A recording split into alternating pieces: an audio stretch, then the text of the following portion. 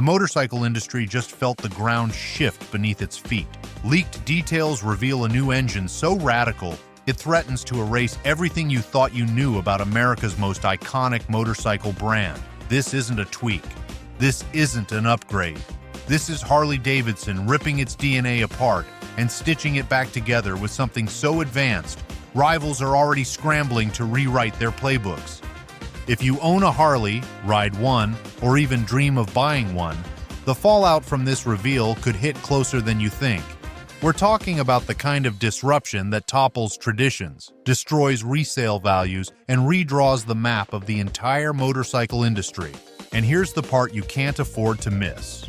What Harley just unveiled isn't a concept, it's already here, hiding in plain sight, and the implications go way beyond performance.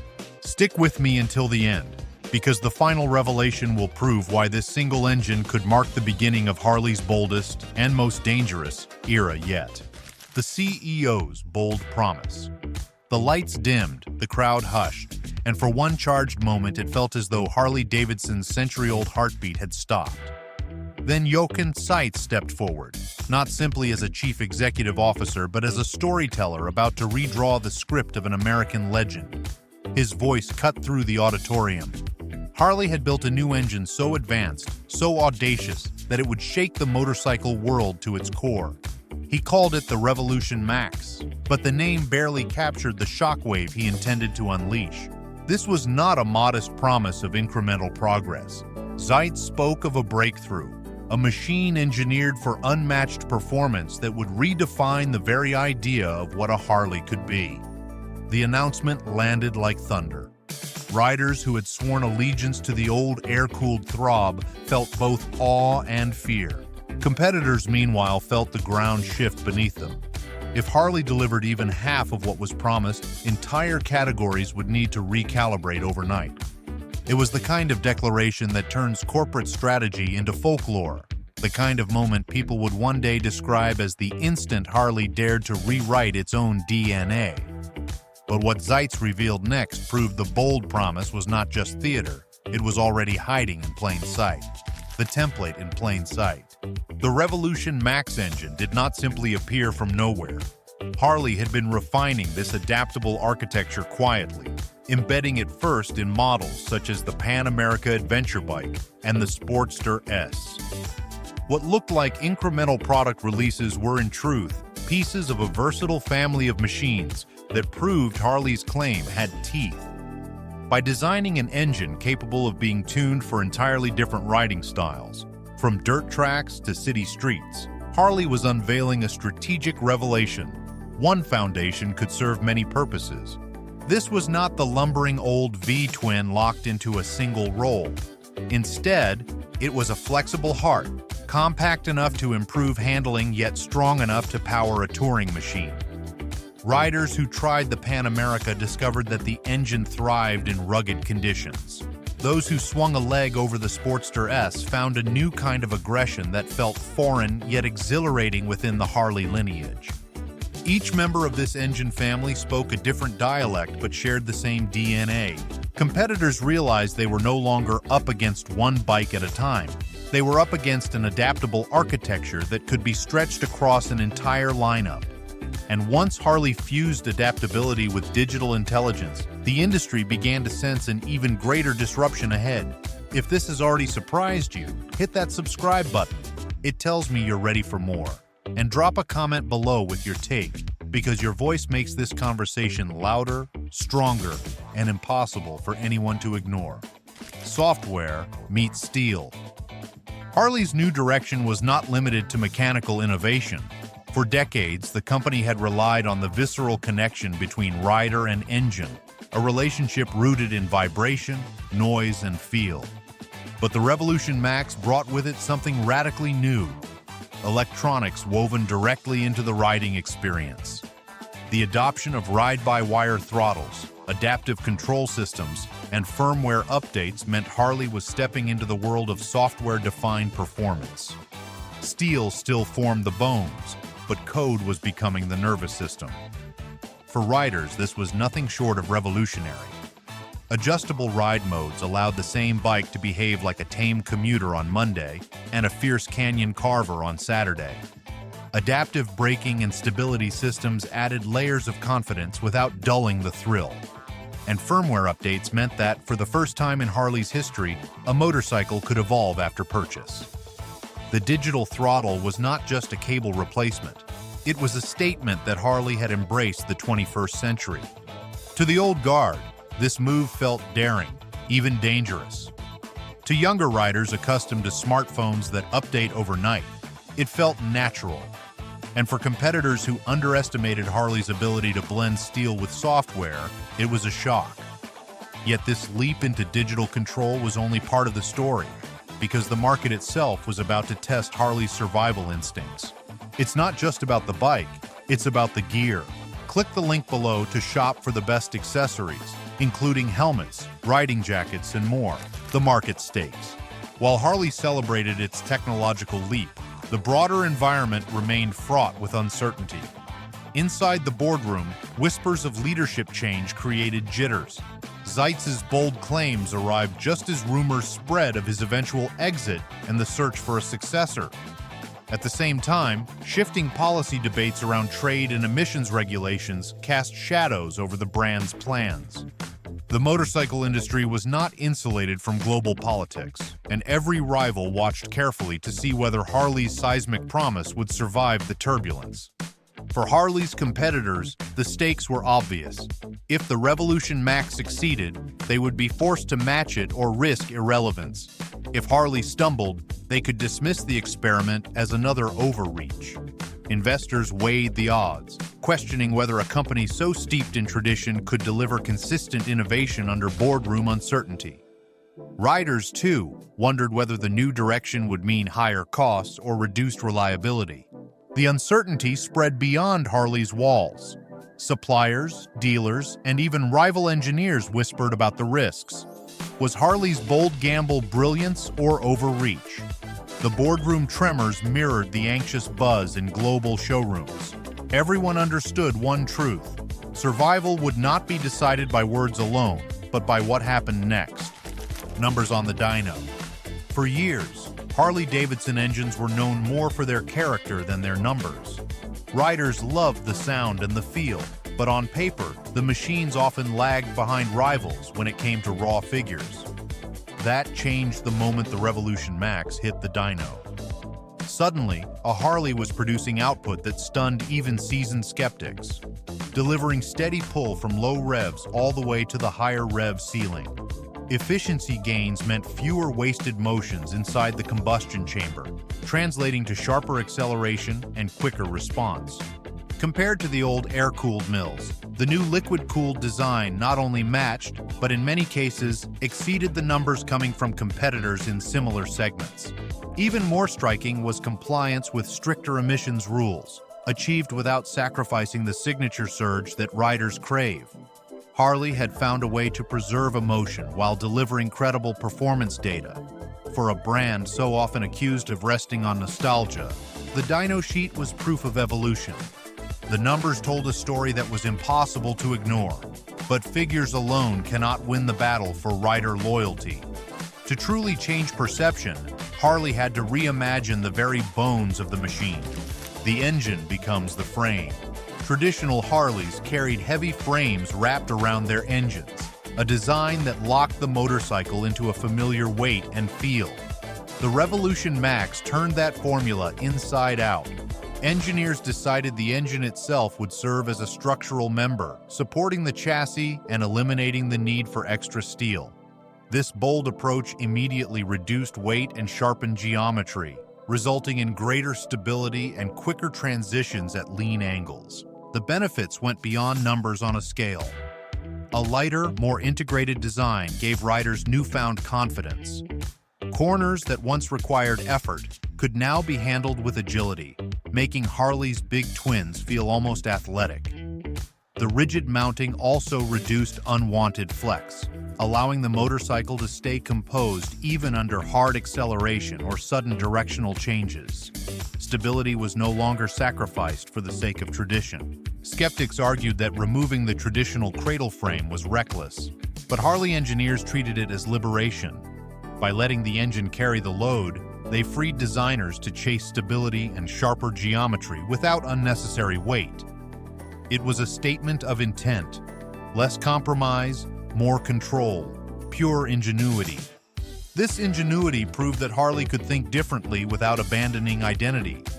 By letting the engine become the skeleton, the company had created a lightweight yet robust foundation for an entirely new riding style. The message was clear. Harley was no longer confined to the straight highway. And with this new geometry came opportunities to integrate advanced control systems that pushed the riding experience even further. Ride-by-wire transformation. Once the structural revolution was complete, Harley turned its attention to the connection between rider and machine. Gone was the simple throttle cable. In its place came a digital link, ride-by-wire technology that translated wrist motion into electronic signals. This shift opened the door to an entire electronic suite that redefined control. Riders could switch between modes that altered power delivery, throttle sensitivity, and braking feel. Cornering ABS worked with sensors to maintain traction even at steep lean angles, while adaptive ride height adjusted the stance of the bike for confidence at stops and improved dynamics on the move. What once seemed unthinkable for Harley was now a reality. Firmware updates meant the system could evolve, improving traction maps or refining safety parameters long after purchase. For a company once associated with mechanical simplicity, the embrace of code and sensors signaled a dramatic new era. Younger riders viewed it as natural, while longtime fans slowly recognized the added confidence it brought without erasing the visceral thrill. This leap into electronics placed Harley shoulder to shoulder with the most advanced manufacturers in the world. Yet it also set the stage for an unexpected twist. The very rivals who had once dismissed Harley as a fading relic suddenly found themselves reacting to a challenger they had underestimated. Competitor contrast. The shock in the industry was palpable. Legacy rivals had long defined Harley as a cultural icon rather than a performance threat. They expected Milwaukee to remain tied to nostalgia, leaving the technical arms race to others. The Revolution Max upended that narrative. Suddenly, the contrast between the old perception and the new reality was impossible to ignore. Harley was no longer content to sell identity alone. This surprise forced a narrative shift. European and Japanese competitors scrambled to reposition their marketing, realizing that the American brand they once dismissed had become a serious challenger. Models that once enjoyed clear advantages in handling or technology now faced head-to-head comparisons with Harleys that boasted lightweight stability, adaptive electronics, and credible acceleration. The industry had underestimated the will of a company fighting for survival. Analysts noted that rivals were not just surprised, they were embarrassed. For years, they had cast Harley as a nostalgic storyteller, not a technical challenger. The Revolution Max flipped that script overnight, forcing legacy rivals to admit that the American brand had become the unexpected pace-setter in their own race. The perception of Harley as a relic gave way to the image of Harley as a disruptor. That shift carried consequences not just for product development, but also for market positioning across continents. And as rivals adjusted, the spotlight on Harley only grew brighter, setting up the next phase of the battle where factories, policies, and boardrooms would play decisive roles. Factory reality. Behind the spotlight of the stage, Harley-Davidson's gamble on the Revolution Max required real transformation where it matters most, on the production line. To build an entirely new engine family at scale, Harley retooled its assembly facilities in Wisconsin and Pennsylvania, ensuring output capacity could keep pace with rising demand. Scalability became the watchword, as the company worked to prove it could supply not just one breakout model, but an entire pipeline. The production line was reorganized to handle liquid cooling systems, precision machining, and electronics integration with greater efficiency than in the past. Every detail mattered. Supply chain agreements were renegotiated to secure reliable access to materials, while new robotic assembly processes were introduced to increase consistency without compromising Harley's reputation for craftsmanship. For decades, critics argued Harley was too slow to evolve. With the Revolution Max pipeline moving from concept to showroom, the company demonstrated that its output capacity could now support multiple trims and categories. The sight of updated factories humming with modernized assembly equipment proved Harley was serious about reshaping its destiny. But manufacturing logistics are only half the battle. The real test of a company's survival often plays out not on the production floor, but in the boardroom, where leadership and regulation collide. Boardroom drama. Even as factories adapted to the new cadence of production, tension brewed inside Harley-Davidson's executive suites. Rumors of succession circulated, creating an atmosphere of uncertainty. Investors questioned whether yoke and sights would remain long enough to see the Revolution Max fully integrated across the lineup. Strategy meetings turned into high-stakes conversations about survival, as cost pressures from raw materials combined with the looming threat of new regulation. The motorcycle business has always been vulnerable to shifts in policy. Emissions requirements and trade agreements can reshape entire profit models overnight. Harley faced the dual challenge of proving its engineering credibility while navigating the shifting landscape of government oversight. Every boardroom discussion carried weight because a misstep in regulation could erase hard-won progress on the production line. Whispers of succession ignited speculation on Wall Street as well. Would a new chief pull back from risk to preserve margins or double down on Zeitz's daring vision? The uncertainty rattled investors who understood that one strategic misstep in regulation or cost pressures could tilt Harley's survival balance overnight. Uncertainty about succession magnified the pressure. Would Harley's next leader embrace the bold strategy or retreat toward safer ground? The company's future hinged on clarity of vision, and that clarity was not guaranteed. With survival itself in question, Harley needed to show riders that beyond the numbers and the politics, the motorcycles still delivered where it counted most. And that brought focus to the everyday reality of the ride itself. Rider comfort. For all the drama swirling around production lines and executive decisions, the Revolution Max ultimately had to prove itself where riders live, on the road. Everyday usability became the litmus test. Engineers tackled heat control with liquid cooling that kept temperatures in check even in stop-and-go traffic.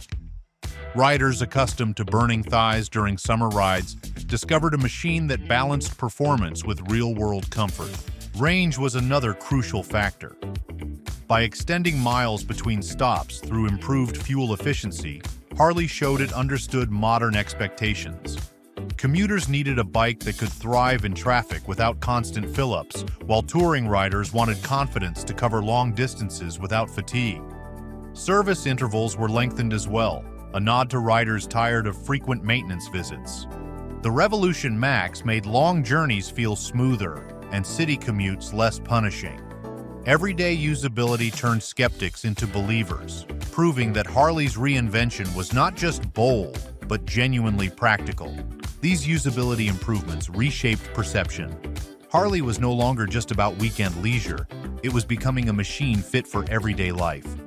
Riders found themselves surprised at how naturally the bike handled errands, commutes, and cross-country adventures alike.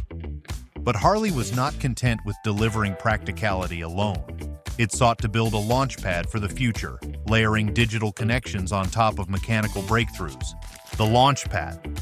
The Revolution Max was more than an engine, it was a platform. Harley envisioned a launchpad from which new trims, digital services, and ecosystems could emerge. Over-the-air updates meant performance refinements or new ride modes could be delivered without a dealer visit. The digital layer transformed the relationship between rider and brand, ensuring motorcycles continued to evolve long after purchase. This ecosystem was designed for a new generation of owners who expect constant connectivity. Mobile applications provided route planning, diagnostics, and community integration, weaving Harley into everyday digital life. The platform also allowed Harley to experiment with trims and accessories, expanding quickly without re-engineering every part of the bike. It was a strategic futurism that moved Harley closer to the logic of a technology company while maintaining its soul as a motorcycle manufacturer. For Harley, the Launchpad was not just machinery, but momentum. Each ongoing update strengthened loyalty, weaving riders into a living ecosystem. The motorcycle became less a finished product and more a conversation, one that continued through software, services, and community. Harley was building not just bikes, but enduring digital relationships. For investors, the Launchpad represented ongoing updates and recurring engagement. For riders, it represented choice and personalization on a scale Harley had never before attempted. The Revolution Max became not just a machine, but a digital cornerstone. Yet as this Launchpad took shape, rivals across the globe began to take notice, preparing counter-moves that would define the next phase of the industry clash. If you've stayed with me this far, you know Harley's story is only just beginning. Subscribe right now, because the next chapter could arrive any moment, and when it does, you'll want to be the first to see it. Market ripple. The motorcycle world does not stand still when one brand raises the stakes. The moment Harley-Davidson unveiled the Revolution Max, rivals scrambled to recalibrate their lineups. European manufacturers rushed to showcase adventure bikes and cruisers with competitive figures, while Japanese brands re-evaluated pricing to avoid losing ground. The effect was a ripple across the industry, a chain reaction that shifted priorities overnight. What had once been comfortable categories suddenly felt contested, and benchmarks were rewritten in real time. This ripple extended to pricing battles. Companies debated whether to cut margins to hold market share or to lean into premium branding as a defensive strategy. The Revolution Max disrupted the balance because it was not just a performance story, it was a narrative of reinvention. Rivals recognized that Harley's seismic move forced them to adapt or risk becoming irrelevant. Executives across Europe and Asia convened emergency meetings, scrambling to assess the chain reaction. Pricing models, development calendars, and marketing campaigns were suddenly under review. The Revolution Max had not merely entered the market, it had reset the benchmark. The industry began measuring success not only in horsepower charts, but in how well a brand could tell its story of modernity. Political angle. No engineering breakthrough lives in isolation from politics. As Harley gained momentum, regulators weighed in on emissions compliance, safety standards, and trade rules. New tariffs on imported motorcycles created friction in global markets, and Harley positioned its Revolution Max as a regulatory shield. Compliance became part of the sales pitch, with the company stressing that its new generation of engines met or exceeded the strictest standards. This compliance shield mattered. Governments were tightening restrictions on combustion, and many legacy rivals found themselves scrambling to retrofit older designs. Harley, by contrast, could frame itself as proactive. That shift in narrative offered protectionism of a different kind, not through lobbying alone, but through genuine technical advancement. In Washington and Brussels alike, lobbyists warned that the tariff chessboard was shifting. Harley's compliance shield became a talking point in policy circles, proof that regulation could reward innovation rather than punish it. The brand's gamble transformed into leverage, positioning Harley as both a beneficiary and target of protectionism. Still, political chess was never straightforward. Protectionist policies could backfire, raising costs for materials or sparking retaliatory tariffs in overseas markets. Harley's strategy required delicate balance, using compliance as both armor and marketing tool while staying nimble in the face of policy swings. The Revolution Max was proving adaptable not just in mechanical design, but also in navigating politics. Yet the most profound changes were happening closer to home, where dealerships and workers faced an era of adaptation that would reshape Harley culture from the inside out. Labor and dealers. The shockwave of change was not limited to riders and rivals. Inside Harley-Davidson's network, workers and dealers experienced the transformation firsthand. Assembly employees needed training in new procedures, with certification programs ensuring technicians could handle liquid cooling, advanced electronics, and diagnostics. Jobs that once centered on carburetors and mechanical tuning now required adaptation to digital systems and sensors. The familiar image of grease-stained mechanics gave way to technicians fluent in code and calibration. For many loyal staff, this transition felt daunting, but Harley emphasized adaptation as a path to long-term security. The process demanded resilience, but it also created opportunities. Technicians gained new skills that positioned them as specialists in a growing segment, while dealerships became hubs for both tradition and innovation. Harley's retraining programs signaled that the company saw its people as central to survival, not casualties of progress. This cultural shift revealed the depth of Harley's reinvention. Yet adaptation in workshops and showrooms would matter little if riders themselves could not afford the leap. The final ripple landed squarely in the consumer's wallet. Consumer wallet. For the everyday rider, the Revolution Max story came down to one thing: affordability. The cost of ownership determined whether Harley's bold gamble would succeed. Insurance rates were recalculated as underwriters studied the reliability of liquid cooling and electronics. Residual values became a focal point, with investors and consumers alike watching to see if resale prices would hold steady. A machine that promised unmatched performance had to also prove a strong value proposition. Harley worked to frame the Revolution Max as cost-effective over time.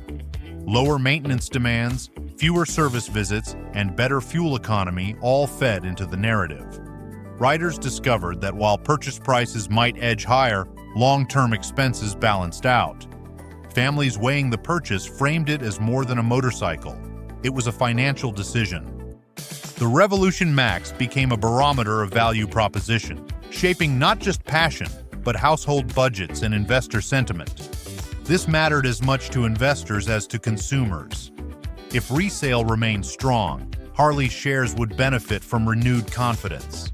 If costs spiraled, momentum could collapse.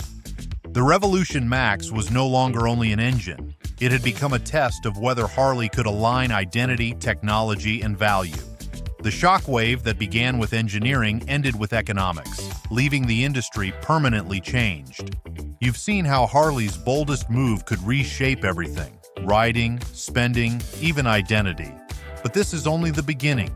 The story is unfolding faster than anyone expected, and the next reveal could drop any moment. Don't miss it.